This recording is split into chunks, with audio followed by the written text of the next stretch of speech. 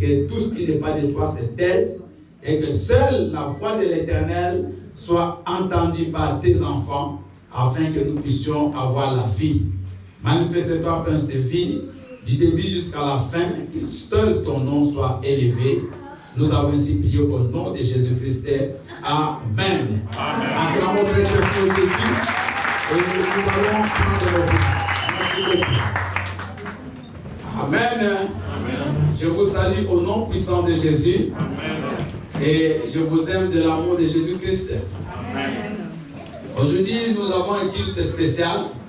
Vous allez remarquer, je ne vais pas beaucoup prêcher parce que nous allons, après ici, nous allons écouter un témoignage. Nous allons présenter un enfant. Après, nous allons prier pour nos enfants également et tous ceux qui vont prendre l'école déjà la semaine qui commence. Amen. Amen. Et ensuite, nous allons continuer avec notre programme. Donc, je vous prie d'être vraiment attentifs pour écouter ce message parce que nous sommes en train de continuer notre enseignement sur les 7 églises de l'Apocalypse. Amen. Amen. Alléluia. Amen. Bien aimé, il faut profiter parce que ce sont des messages. Il y a des gens qui sont nés, qui sont morts, ils n'ont jamais écouté ces messages. Amen. Vous allez partir dans beaucoup d'églises, vous n'allez jamais entendre vos prêches ça. Amen. Alléluia. Amen. Donc il faut profiter au maximum, comme vous avez eu cette grâce. Nous sommes aujourd'hui à la 2e église dans le livre de Apocalypse chapitre 2. Nous allons lire à partir du verset 8 jusqu'au verset 11. Apocalypse 2. Écrivez s'il vous plaît, Apocalypse 2, 8 à 11. Vous pouvez éteindre votre téléphone s'il vous plaît. Pas le temps de regarder au téléphone ou bien d'écouter des appels ou d'envoyer des messages. Ça, c'est Dieu qui parle. Nous lisons la parole de Dieu. Amen. Dans le livre de l'Apocalypse, chapitre 2, du verset 8 au verset 11, je lis au nom de Jésus. Amen. Écrit à l'ange de l'église de Smyrne, voici ce que dit le premier et le dernier, celui qui était mort et qui est revenu à la vie. Je connais ta tribulation et ta pauvreté, bien que tu sois riche, et les calomnies de la part de ceux qui se disent juifs et ne le sont pas, mais qui sont une synagogue de Satan. Ne crains pas ce que tu vas souffrir. Voici, le diable jettera quelques-uns de vous en prison, afin que vous soyez éprouvés. Et vous aurez une tribulation de 10 jours. Sois fidèle jusqu'à la mort, et je te donnerai la couronne de vie. Que celui qui a des oreilles entende ce que dit l'Esprit. Que celui qui a des oreilles entende ce que l'Esprit dit aux églises. Celui qui vaincra n'aura pas à souffrir la seconde mort. Parole du Seigneur. Acclamons la parole du Seigneur. Vous savez, aujourd'hui, beaucoup de gens ne préfèrent pas qu'on leur parle de la souffrance. Amen. Qu'on leur parle des épreuves, qu'on leur parle des tribulations, des dénuements, toutes ces choses-là. Aujourd'hui, les chrétiens préfèrent qu'on leur dise qu'ils vont devenir des milliardaires, qu'ils seront des, je ne sais pas quoi, ils vont construire des buildings de 100 étages, qu'on leur dise qu'ils vont, ils auront des yachts, ils auront des voitures de 1 million d'euros. Là, c'est le message. Mais aujourd'hui, nous allons parler de la tribulation. Amen. Amen. Amen. Donc, l'église de Smyrne, c'est l'église de la tribulation. Alléluia. Amen. Où vous écrivez l'église de la souffrance. Je vous ai expliqué dès le départ, quand nous avions parlé de l'église d'Éphèse, que ce message ne concerne pas seulement eux, mais ça nous concerne nous également pendant ce temps, dans cette génération. Alléluia. Parce que ici, l'apôtre Jean est en train d'expliquer ce qui sera. Mais ce qui sera, c'est après, quand il y aura l'enlèvement. Mais nous sommes en train de parler de ce qui est. Donc ce qui est ici, ce qui se passe. Et ces réalités, vous allez comprendre dans ce message que ce sont des choses qui se passent également à notre temps, à notre époque. Amen. Nous parlons de l'église de Smyrne. Smyrne, c'est une ville turque. Amen. Vous voyez déjà au premier siècle, l'évangile est arrivé jusqu'en Turquie.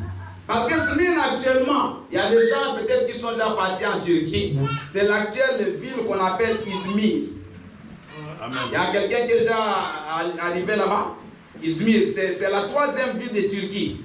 C'est le deuxième grand port de la Turquie. Parce qu'il y a un grand port là-bas, juste à bord du mer Égée. Et c'est comme ça que vous allez comprendre à travers ce message et cette ville, pourquoi les chrétiens de cette ville-là ont souffert. Amen. Est-ce que vous êtes avec moi? Amen. J'explique, je suis en train de faire, vous expliquer d'abord l'emplacement géographique de cette ville-là, parce que c'est une ville qui a existé. Ça a changé de nom. Avant, on l'appelait Smyrne. Mais actuellement, si vous allez en Turquie, vous verrez cette ville. Donc, c'est une ville qui était déjà à l'époque. Amen. C'était une grande ville déjà depuis l'Antiquité et qui avait été détruite après, reconstruite par Alexandre le Grand. Et ceux qui ont un peu d'histoire connaissent. À la fin, c'est l'Empire ottoman qui a récupéré cette ville. Mais cette ville-là était déjà prospère, déjà plus de 20 siècles avant. Pourquoi? Parce que c'était une ville qui était entre la Grèce et l'Asie. Amen.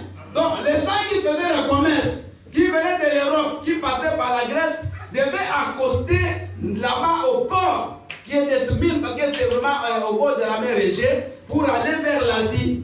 Et c'est ça qui rendait cette ville très prospère.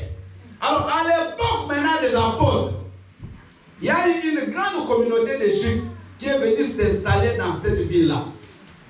Et quand ils se sont installés, ils ont bâti des synagogues. Amen. Alléluia. Ils ont bâti des synagogues, parce que les synagogues, ce sont les églises où les Juifs prient. Parce qu'à part le temple de Salomon qui était à Jérusalem, mais toutes les autres églises où ils se réunissent, on appelle ça des synagogues. Alors il y avait un groupe de Juifs qui priaient dans cette ville-là, de Smyrne, qui faisaient des affaires. Mais qu'est-ce qui se passe avec les chrétiens de la ville de Smyrne pour qu'après qu'il arrive la souffrance? Parce que les Juifs là qui étaient déjà installés dans cette ville-là, c'était des Juifs qui marchaient dans la compromission. Ça dit quoi? À côté des synagogues, il y avait un grand temple qui était bâti par l'empereur Tibère. Parce que l'empereur Tibère, c'est lui qui était l'empereur de Rome. Et il avait bâti un temple et les gens allaient se prosterner devant la statue de l'empereur. Et les Juifs, pour qu'ils fassent bien leur commerce, ils étaient aussi obligés de faire des compromis. Vous comprenez? Amen. Donc, un pas, ils étaient dans le temple, de l'autre côté, ils allaient aussi à la synagogue. Et c'est ça la situation de beaucoup de chrétiens aujourd'hui. La situation de compromis. Un pas, on est en Christ, de l'autre côté, on est dans le monde. C'est ça l'image de l'église d'aujourd'hui. Bien aimé, écoutez-moi. Je vais être très sec dans ce message, mais vous serez sauvés. Amen. Aujourd'hui, l'église vit la même situation que l'église de Smyrne. Les chrétiens qui étaient à Smyrne ne pouvaient plus s'exprimer parce que pour qu'ils vivent bien, et aussi, ils devaient aller adorer la statue du roi Tibère, de l'empereur Tibère, qui était dans le temple. Mais les chrétiens de Smyrne, par contre, ils ont refusé de s'abaisser devant la statue de Tibère. Dites Amen. Amen. Les Juifs, ils étaient double face. Ils allaient chez Tibère, ils venaient aussi dans leur synagogue. Mais les chrétiens, ils sont restés stables. Ils sont restés fidèles à Christ. Et c'est là où les persécutions vont commencer pour les chrétiens de la ville de Smyrne. Comme ils ont refusé de faire des compromissions, d'être en même temps dans le monde, en même temps en Christ, c'est là que les problèmes ont commencé dans leur vie. Vous savez, aujourd'hui, si tu veux vivre pieusement, tu auras des persécutions. Si tu m'aimes dans ta famille, si tu dis que toi tu veux marcher comme Jésus, toi tu veux faire les choses de Dieu, toi tu veux craindre Dieu, bien aimé, tu auras des persécutions de la part de ceux qui ne veulent pas. Amen. Moi, j'ai travaillé au ministère des Finances dans mon pays de 1997 à 2003. Et bien aimé, j'ai travaillé dans là où j'ai travaillé, il y avait toujours beaucoup d'argent. Je dormais dans ma chambre, chez moi à la maison, avec des poches, plus de 3 poches pleines d'argent. Après, je prenais le matin, j'amenais ça à la banque. Mais tellement j'étais tenté, j'ai dit à mon directeur qu'il me change de poste, qu'il me mette quelque part où peut-être dans l'administration où je ne verrai pas l'argent. Ma famille à moi, on m'a traité de fou. Mes amis m'ont dit, est-ce que tu es normal? Comment est-ce que tu peux laisser une pareille opportunité où tout le monde s'enrichit, où les gens achètent des villas, les gens ont des jeeps? Toi, tu vas aller occuper un poste où tu ne verras pas l'argent. On m'a dit que j'étais fou. Mais moi, j'ai voulu être fidèle à mon Dieu. Amen. Alléluia. Amen. Je suis parti de cette entreprise. Ceux qui sont restés, la plupart sont partis en prison. Mais moi, je suis sorti les mains, les bras purs. Et aujourd'hui, les gens me restaient comme j'avais l'église. Là-bas, il y avait les gens qui priaient chez moi, qui travaillaient ensemble avec moi l'entreprise. La plupart, ils sont pas venus commencer à prier chez moi. Parce qu'ils ont vu que j'étais avec eux dans la même entreprise, mais je ne vivais pas comme eux. Bien, mais les chrétiens ne doivent pas vivre comme tout le monde. Amen. Romains chapitre 12, le verset 2. La Bible dit, ne vous conformez pas au siècle présent. Alléluia. Amen. Ne vous conformez pas au siècle présent. Ce n'est pas parce que tu es jeune fille que tu dois te comporter comme toutes les jeunes filles. Ce n'est pas parce que tu es en Europe que tu dois te comporter comme tous les gens de l'Europe. Bien aimé, nous sommes dans ce monde, mais nous ne sommes pas du monde. Amen. Il faut bien aimé, quand tu vis, il faut qu'on voie que ça c'est un chrétien. Les chrétiens ne peuvent pas cacher sa foi. Regardez-moi, bien aimé, ces chrétiens de Smyrne. Et ils ont bravé l'interdit. Ils ont accepté qu'ils soient persécutés, mais ils ont refusé de s'agenouiller devant la statue de Tibère. Et cette situation s'est aussi passée avec Daniel et ses compagnons. Amen. Meshach, Shadrach et Abednego, on leur a dit de s'agenouiller devant la statue de Nebuchadnezzar. Ils ont refusé. On les a même jetés dans le feu. Mais ils ne sont pas morts. Acclamons le Seigneur. Alléluia.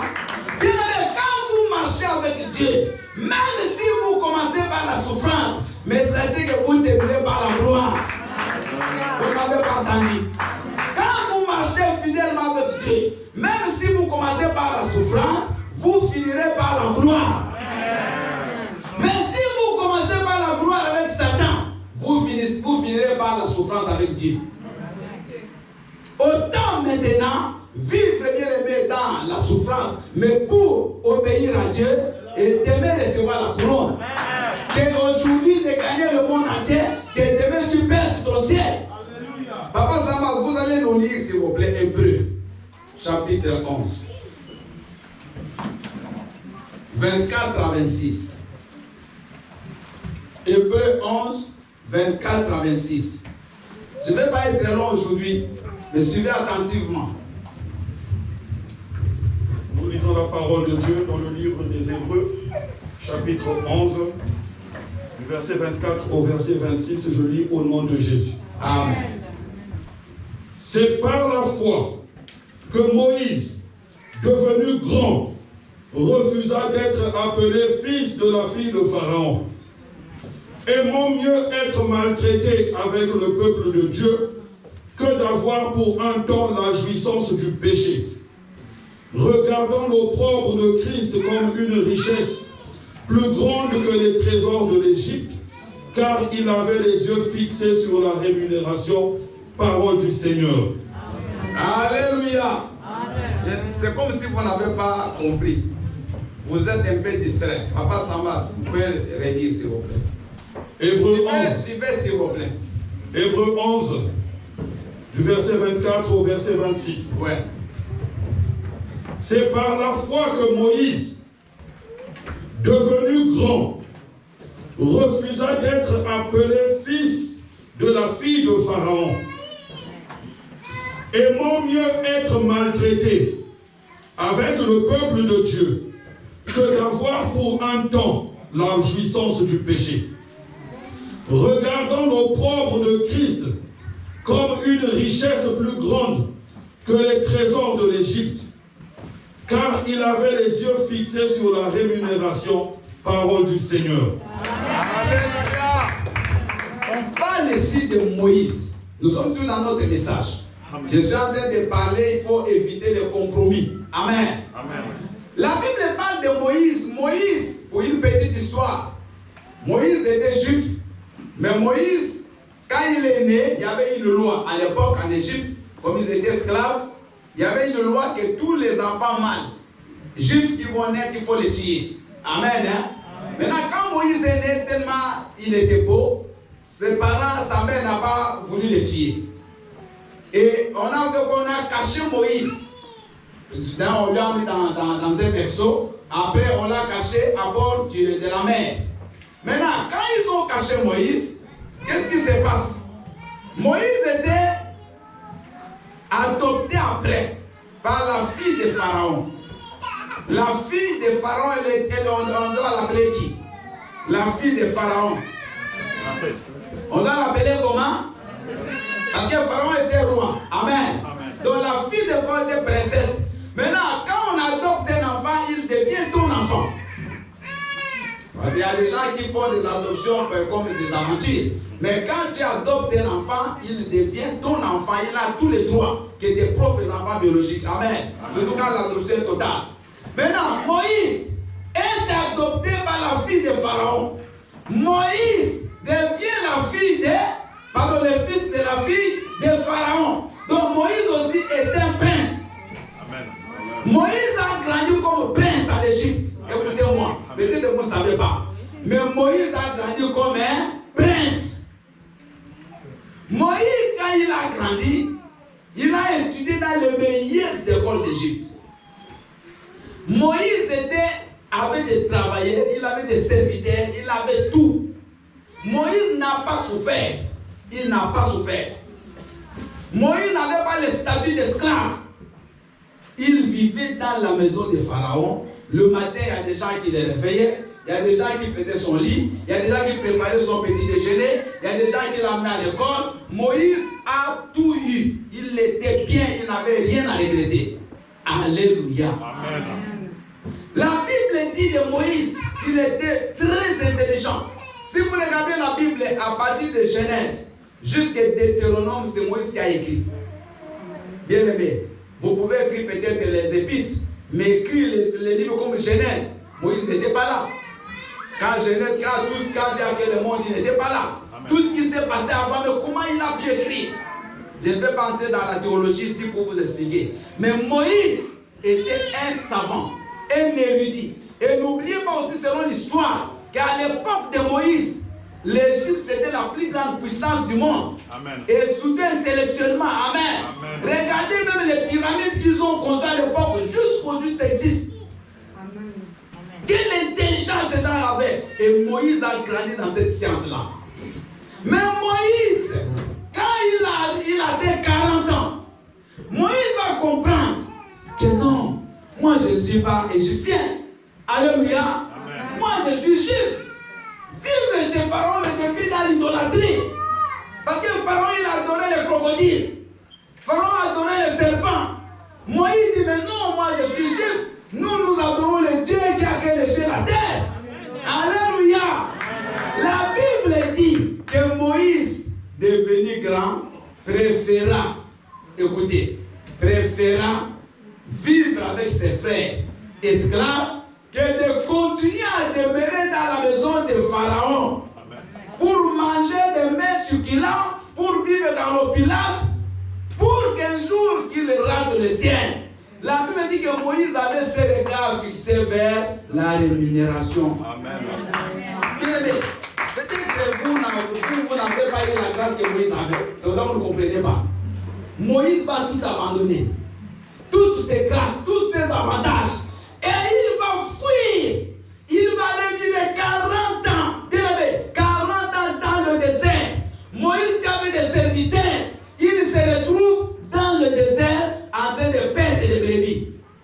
comprendre ça?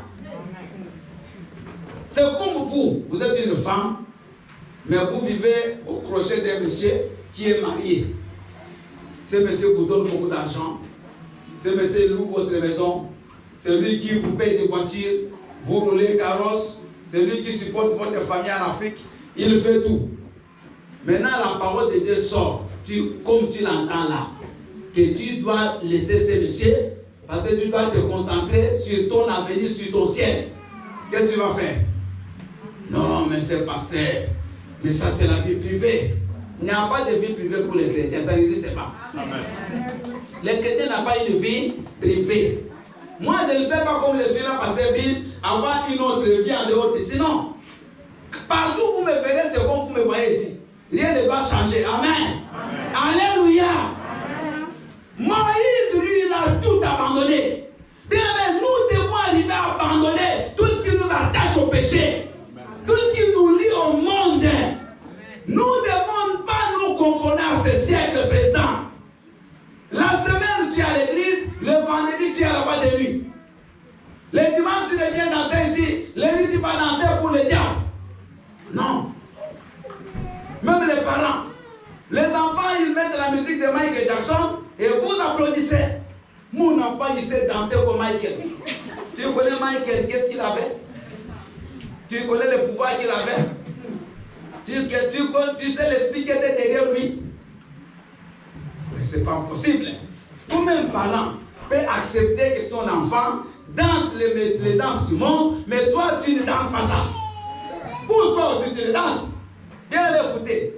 Ou tu es avec Dieu, ou tu ne l'es pas. Amen. Les choses là à moitié, ça n'existe pas. Alléluia. Amen. Mais je vous dis, ça n'existe pas. Un temps, des fois, tu bois, tu ne bois pas. Tu fumes, non. Ou tu fumes, continue à fumer, ou tu ne fumes pas, continue à craindre Dieu.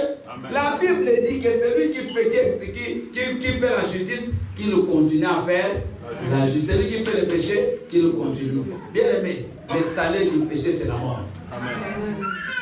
Il faut prendre des décisions. Si tu vis dans la fornication, arrête. Écoutez-moi, il n'y a pas de compromis dans la vie. Parce que ces choses que tu gardes vont te tuer, vont t'amener en enfer. Autant rester seul pour aller au ciel qu'être encombré avec 1000 hommes pour aller en enfer. Alléluia. Vous n'êtes pas tout comme toutes les jeunes filles. Vous ne devez pas vous habiller comme tous les païens. Habillez-vous bien. Une maman doit protéger son corps, doit donner la dignité à son corps. Bien aimé, moi je suis direct. Peut-être si on ne vous dit pas, vous n'allez pas changer. Amen. Mais si je vous dis, je vous aime. Amen. Alléluia. Donnez la dignité à votre corps. Alléluia. Mais pourquoi vous allez mettre des habits trop courts là? Pourquoi? Pour qui? Pour qui? Et une femme doit porter des habits pour respecter son mari. Pas seulement son mari, même les gens. Mais vous savez, il y a des choses, toi tu crois que tu es stable et tu te ridiculises. Amen. Notre corps est le temple de qui? Galates chapitre 2, le verset 20. La Bible dit, ce n'est plus moi qui vis, mais c'est Christ qui vit en moi. Est-ce que si vraiment Christ pouvait s'habiller, peut s'habiller comme tu t'habilles, maman? Alléluia. Mais pas nous cherchons des démons ailleurs, mais le démon il est là avec toi. Amen. Dans tes habits. Amen. Dans ta coiffure. Regarde comment tu te coiffes. Bien aimé, écoutez-moi. Tout ce qui exagère là, c'est du diable. Se maquiller, c'est bien, mais quand tu exagères le maquillage, ça devient diabolique. Amen. Vous voyez les ongles, il y a une limite. Mais quand ça dépasse 10 cm, 20, ça devient même bizarre. Même pour manger, c'est compliqué. Pour jouer même, vous voyez même pour toucher même l'ordinateur, c'est difficile. Tu te fais souffrir. Amen. Alléluia. Maintenant, l'ordinateur, c'est ici. Au lieu de taper là, toi, c'est là-bas. C'est compliqué. Pourquoi tu te compliques la vie? Alléluia. J'ai vu des femmes avec des ongles de 10 cm. 10, je crois, c'est pimpé. 50, mais qui ne sont jamais mariés. Je vous dis, frère, qui croyaient qu'avec les ongles, les hommes vont les épouser, au contraire. Quand un homme te voit comme ça, il a peur. Alléluia. Moi, je croyais qu'aujourd'hui, le pasteur va me caresser. Non, non. Moi, je ne te caresse pas, mais j'aimerais que tu ailles au ciel. Bien, écoute-moi. La vie que nous menons ici a des conséquences. Amen. Même pas aujourd'hui, demain. Beaucoup de gens ont joué avec Dieu. Beaucoup de gens ont négligé Dieu. Aujourd'hui, souffrent. Mais si tu crains Dieu, même si tu vas souffrir aujourd'hui, demain Dieu va te bénir. Alléluia. Accepte que tu souffres pour Jésus, mais demain Dieu te bénira. Amen. Nous avions une maman à Kinshasa dans notre église. Elle était là, je ne sais pas comment elle l'appelle, deuxième femme. Comment elle l'appelle ici? Maîtresse. Chez nous, elle l'appelle le bureau. Maintenant, cette femme-là, bien aimé, son mari, il avait beaucoup d'argent. Quand il venait à l'église donner des dîmes, des offrandes, comme sa femme, elle venait là. À la fin, la dame, elle a écouté le message, elle a dit non, non, non, je ne peux pas continuer à ce mariage. Et qu'est-ce qu'elle fait? C'est le jour du baptême. C'est son mari qui va donner ses minibus pour qu'on amène les gens au baptême. Elle avait déjà son coup dans le cœur. Elle n'avait pas dit à son mari là. Elle est partie. Après le baptême, elle est repartie chez sa mère. Maintenant, le monsieur l'attend. Elle n'arrive pas. Après, il est dit non, mais non, moi c'est fini. Je suis baptisé, je ne peux plus vivre dans cette vie-là. Bien aimé, le monsieur dit, ah, donc c'est votre pasteur qui t'a entêté. Il est venu jusqu'à l'église avec tout un cahier. C'est la première fois que j'ai vu des choses comme ça dans ma vie. C'est là où j'ai dit non, les fidèles sont très compliqués, Amen. Même dangereux des fois. Amen. Avec un cahier, il a dit comme la femme, toi pasteur, tu l'as prêché qu'elle ne vive plus avec moi, rembourse-moi toutes mes offrandes et mes dîmes. Et il a sauté un cahier où il notait toutes les offrandes qu'il donnait. Ça m'a étonné. Bien aimé, il a tellement menacé. Il a même dit que l'argent pour les minibus qui a amené les gens au baptême qu'on rembourse. Le pasteur a tout remboursé. Je ne sais pas si vous aussi vous le faites. Vous notez toutes vos offrandes. Non, mais si vous le faites, ce n'est pas mon problème. Mais lui, il l'a fait. Vous voyez, mais la dame, quand elle a laissé cet homme-là, elle a souffert. Alléluia. Amen. Elle a souffert, mais à la fin, Dieu l'a béni. Amen. Elle s'est mariée avec un seul homme. Vous comprenez? Vous qui vivez avec la tricherie, vous êtes à l'école, vous êtes élève, vous ne faites que regarder chez les autres. Toujours les coups très longs pour voir qu'est-ce que l'autre écrit. Mais à la fin, vous aurez un diplôme sans intelligence. Amen. Vous comprenez? Amen. Vous ne misez, même si vous avez le point, ce n'est pas le point qui travaille. Il y a des gens qui avaient eu des maximum à l'école, mais qui sont foutus sur le terrain. Amen. Parce qu'ils n'avaient rien compris. C'était des tricheurs. La tricherie, c'est un péché. Les enfants, vous m'entendez? Cette année, vous commencez, vous serez des excellents sans tricher. J'aimerais que les enfants applaudissent. Vous serez excellents sans. Vous serez excellents sans. Parce que toi, tu as déjà tout préparé. Bien aimé, j'ai vu des tricheurs, non. Déjà, quelqu'un même sur la cuisse. Il a tout un cahier là-bas. Des papiers, mais on l'attrape là, ils sont sur les papiers. Après, il y a un autre qui sont là. Partout des cahiers. Mais qu'est-ce que c'est pas possible? Alléluia. Amen. Alléluia. Amen. Moi aussi, je suis étudiant. Moi, je suis à l'université de Toulouse-Capitole. Hein. Quand vous me voyez là, j'étudie. Mais je ne triche jamais. Nous avons même fait les examens en ligne, à la maison. Il y a des gens qui ont fait ça, non, cette année. Amen. À la maison. Mais je n'ai pas triché. Même s'il n'avait pas le prof, mais Dieu était où? Dieu était là. Bien aimé, écoutez-moi. Nous devons marcher dans la crainte de Dieu. Cette église, ils ont souffert. On les a maltraités parce qu'ils n'ont pas voulu fléchir leurs genoux devant le temple de Tibère. On les a maltraités, mais qui les ont maltraités? Même les Juifs. C'est pour dire que les Juifs étaient la synagogue du diable. Alléluia. Les Juifs bien-aimés, parce que dans l'église de Spire, il y avait un monsieur qu'on avait brûlé, un chrétien qui s'appelait Polycarpe. Vers l'an 156, il y a parmi les martyrs d'Asie, c'est parmi les premiers, Polycarpe. On l'a brûlé vif en 156 après Jésus-Christ. Mais vous savez qui ont amené le bois? Le bois pour qu'on brûle ces chrétiens-là, et c'était le jour de sabbat, c'était les Juifs. Donc aujourd'hui, les chrétiens, c'est eux qui combattent les autres. Amen. Les guerres ne sont pas entre les païens et les chrétiens, mais c'est entre les chrétiens entre eux. Quand il y a un chrétien qui excelle, un chrétien que Dieu utilise, il devient combattu parce que Dieu ne l'utilise plus. Amen. Je vous dis, Amen. C'est toujours comme ça. Quand un chrétien, il prie beaucoup, mais lui, qu'est-ce qu'il nous montre? Il est tu crois que c'est lui seulement que Dieu écoute. Mais encouragez les gens comme ça. Amen. Alléluia. Bien aimé, écoutez-moi. Dieu peut accepter que tu passes par des épreuves parce que tu les crains. Mais ne crois pas que parce que tu passes dans les épreuves que Dieu n'est pas avec toi. Parce que le silence de Dieu ne signifie pas son absence.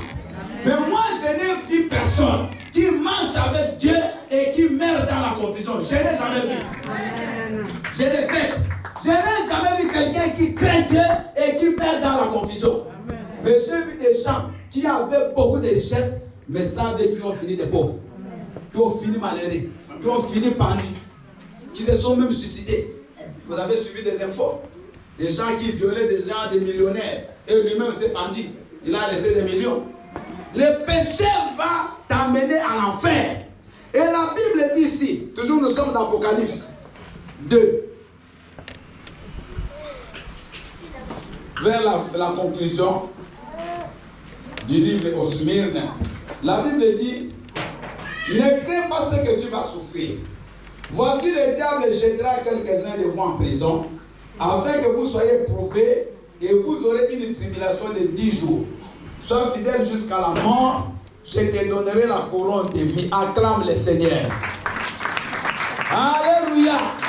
Les chrétiens de Smyrne ont souffert pendant 10 jours. Ça pouvait être aussi 10 mois, ça pouvait être 10 ans. Par exemple, à l'époque des Romains, ils ont fait presque 10 ans. Il y a presque 10 empereurs romains qui étaient c'était des persécutions, mais vous n'avez pas idée sur les chrétiens. Je vous donne un exemple. Vous savez, on prenait des chrétiens, on les met dans le stade qu'on appelait des arènes ou des agoras à l'époque. On les met dans un stade. Maintenant, on lui pose la question. Est-ce que tu acceptes que Jésus-Christ est Seigneur et Sauveur? Si tu dis oui, on lâche des lions. Les chrétiens, on lâche des lions qui ont fait 3 jours affamés. Maintenant, les gens sont là en train d'assister, surtout à l'époque de l'empereur Néron. Parce que comme c'était un fou. Bien aimé, les gens, l'empereur lui-même est là, les gens sont là, on met les chrétiens au milieu du stade, on prend des lions, on les lâche. Maintenant, les chrétiens doivent combattre les lions s'ils veulent vivre. Bien aimé, des chrétiens déchirés. Il y a des chrétiens qu'on a sciés, on a pris ici, on a coupé la terre. On a tué des chrétiens en masse, bien aimé. Des chrétiens sont morts. Mais ce qui s'est passé, c'est quoi? Malgré cette persécution, l'église était plus forte. Alléluia. Amen. Donc, plus on persécutait les chrétiens, plus l'église grandissait. Vous voyez aujourd'hui, l'église du 21e siècle est tombée dans l'opulence, dans le matérialisme. Aujourd'hui, c'est le matériel. Alléluia. Mais le spirituel est faible. Je vous dis, vous voyez dans l'église les gens qui dorment. Comme là. Quelqu'un qui est venu à l'église, il dort. Parce que spirituellement, il n'y a rien. Il y a des gens qui ne prient pas, qui ne lisent même pas la Bible, qui n'ont aucune vie avec Dieu, aucune intimité. Leur vie, c'est seulement quand ils viennent les dimanches, ils prient. Dès qu'ils sortent ici, tout est oublié. Il reprend la vie du monde, il revient encore les dimanches. Bien-aimé, aucune vie de Dieu. Mais les chrétiens de l'époque, ils étaient persécutés. Ils étaient tués pour Jésus. Mais ils étaient forts. Aujourd'hui, si on vient ici, même si la police entre, on dit, mais vous, il y a le Covid, vous continuez à prier, si je ne peux pas encore venir ici. je vais vous arrêter tout. Je crois que je vais rester avec mon épouse. Peut-être avec papa, ça va. Je ne sais pas qui encore. Qui encore va rester avec moi? Non, mais soyez sincères. Ne montez pas les dents si vous n'avez pas les fruits. Vous voyez? Vous comprenez que les gens vont partir. Amen. Ah, moi j'ai des petits-enfants quand même. Avec qui je vais laisser cet enfant. Alléluia. Amen. Bien aimé, nous devons louer le Seigneur que nous ne vivons plus les temps de persécution. Amen. Mais nous sommes bien aimés, nous serons jugés sévèrement. Amen. Écoutez-moi, nous serons jugés sévèrement que les chrétiens de Smyrne. Parce que dans ce moment ici, on ne persécute pas les gens. Tu peux prier comme tu veux. Personne ne viendra te défendre. Mais ils étaient défendus de prier, mais ils priaient.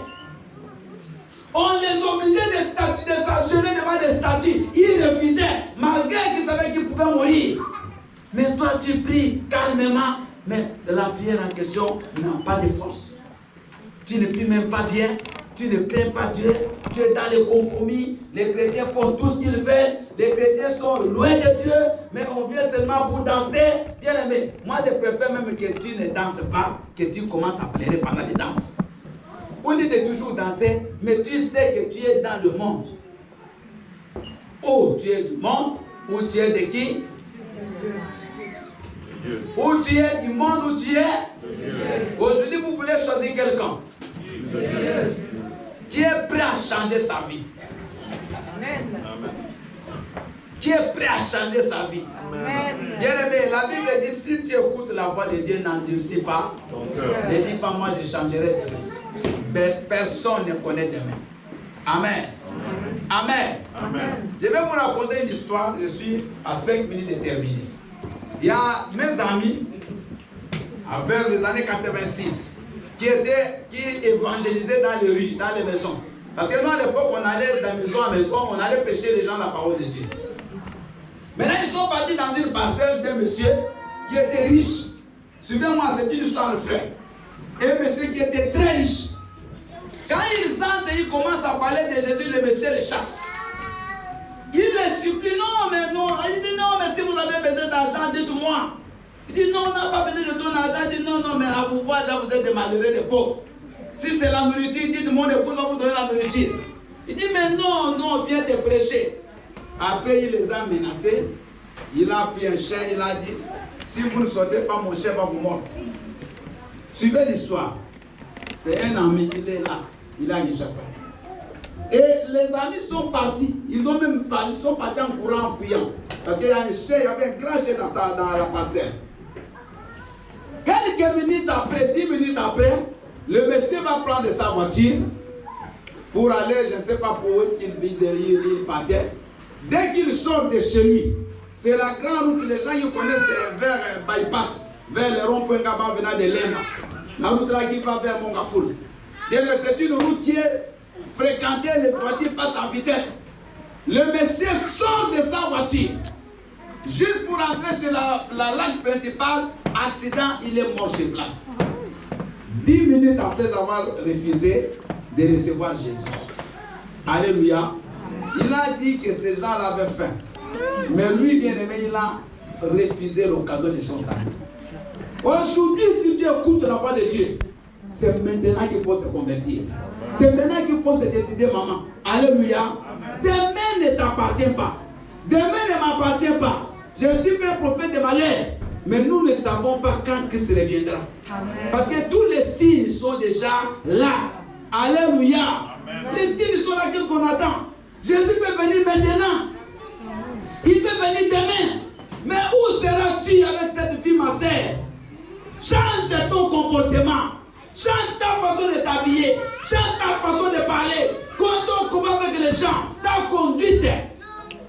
Alléluia. Amen. Si tu n'as que ces habits-là, va les rallonger.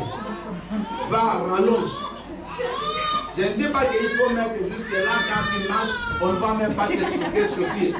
Tu peux aussi avoir ça métier satanique. Mais porte quand même, habille-toi bien. Amen. Parce que notre corps est le temple du Saint-Esprit. Il est vivant. Je crois que vous avez compris. Amen. Les chrétiens de Smith, ils ont commencé dans la souffrance, mais ils ont fini par la gloire. Parce que la Bible dit que la couronne de vie leur est réservée. Dieu a une couronne pour nous, mais il faut que tu puisses vaincre ici sur terre. Alléluia. Écoutez la conclusion. Que celui qui a des oreilles, c'est que l'Esprit dit aux églises. Celui qui vaincra n'aura pas à souffrir la seconde. J'aimerais vous expliquer ce que signifie la seconde mort.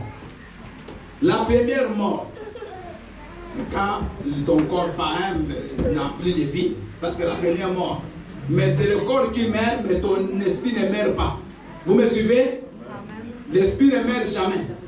Quand les gens, tous ces gens qui sont morts, c'est le corps, mais leur esprit vit.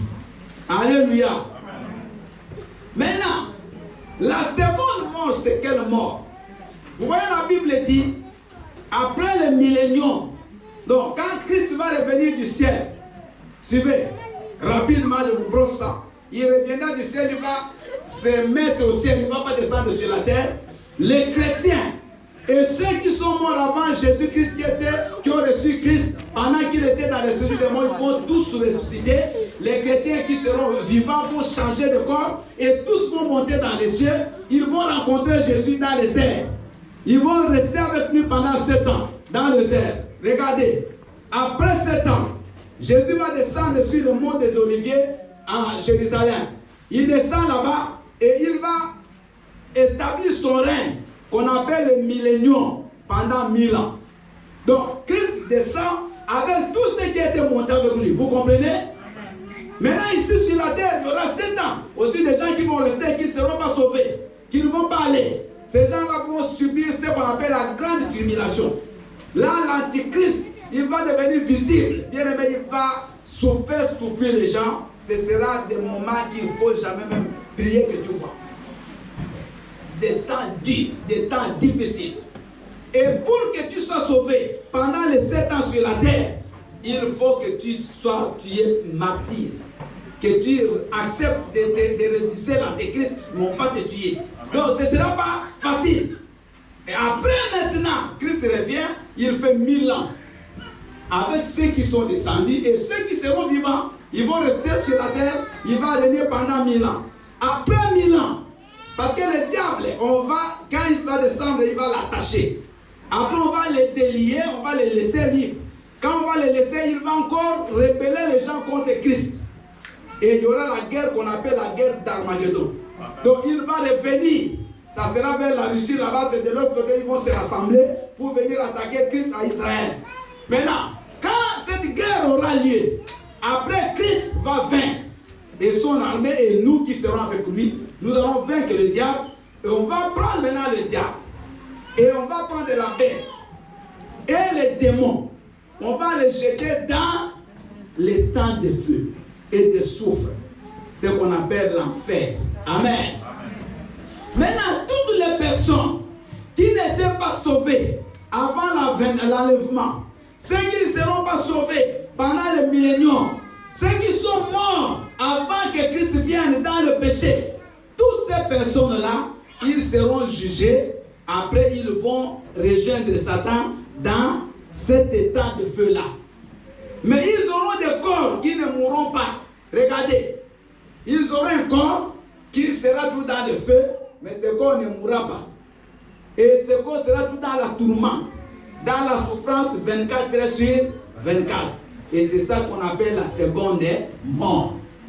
Maintenant on dit ceux qui vont vaincre, ceux qui vont marcher dans la crainte de Dieu, ceux qui vont vivre même s'il y a des tribulations, même s'il faut souffrir pour manger, mais ils souffrent, ils refusent le péché. Ces gens-là, ils n'auront pas part à la seconde mort. Acclamons le Seigneur.